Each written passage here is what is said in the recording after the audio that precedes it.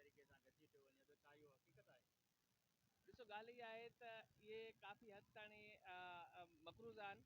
इहे ॻाल्हियूं हर जाइ ते ईअं हलनि पियूं, इन्हनि में का सदाकत कान्हे का।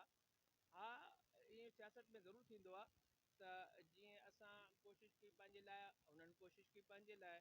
जॾहिं पाकिस्तान पीपल्स पार्टी ऐं असांजी मर्कज़ जेको आहे लीडरशिप इहो फ़ैसिलो कयो टिकटनि जे हवाले सां, जेके जेके टिकटूं जारी थियूं उन खां बाद असां या हू बि सभु कूल थी विया ऐं पंहिंजे जाइ ते असां सभिनी जो इहो कोशिशि आहे त हिन टाउन जो हिन यूसी जो कमु थिए। बहरहाल अहिड़ी का ॻाल्हि कोन्हे, अगरि जे कंहिंजी दिलि में आहे त उहा मूंखे ख़बर कोन्हे।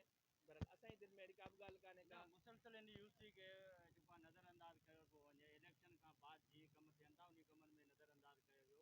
जीअं इमाम बारगाह वारनि जो चवणु हो त असांखे सिर्फ़ु 2 बल्ब लॻाए ॾिना विया आहिनि ऐं उन खां अलावा हिकिड़ो पाणी जो ख़ाली टैंकर मिलियो आहे जेको तकबीर ऐं न्याज़ जे लाइ असांजे लाइ तमामु कमु आहे, जेको अॼु पाणी बि ख़तमु थी वियो आहे। तो अहिड़े हिसाब सां जेको नज़रअंदाज़ करण वारे हिसाब सां ऐं उन्हनि जो चवणु आहे त असांजे जेको आहे हिन 4 यूसी 4 खे नज़रअंदाज़ करण जो वजह असुलु इहो ई आहे त हिननि जा इख़्तिलाफ़ आहिनि पाण में। उहो पुछो था वाक़ई तव्हां में इख़्तिलाफ़ आहिनि या न आहिनि?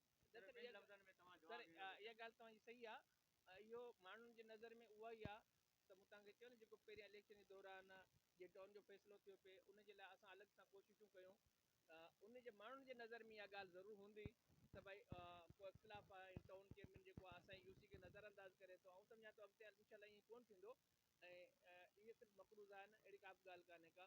अञा मथां खां को फंड कोन आयो आहे हिन टाइम ताणी बराबरि तरीक़े सां। असां वटि यूसी ऑफिस कोन्हे, असां वटि स्टाफ कोन्हे, कोई फंड कोन्हे।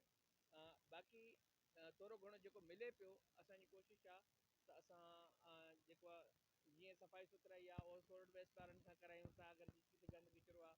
बाक़ी अगरि कुझु ही तव्हां चओ था पाणी जो टैंकर, उहो बि जेको मिले थो असां कोशिशि इहा आहे त असांजे माण्हुनि खे पाणी जी रसाई टूटियुनि ज़रिए थिए बजाए टैंकर जे। छो टैंकर हल कोन आहिनि ऐं यूसी 4 में सभ खां वधीक पाणी जो गंभीर इशू आहे।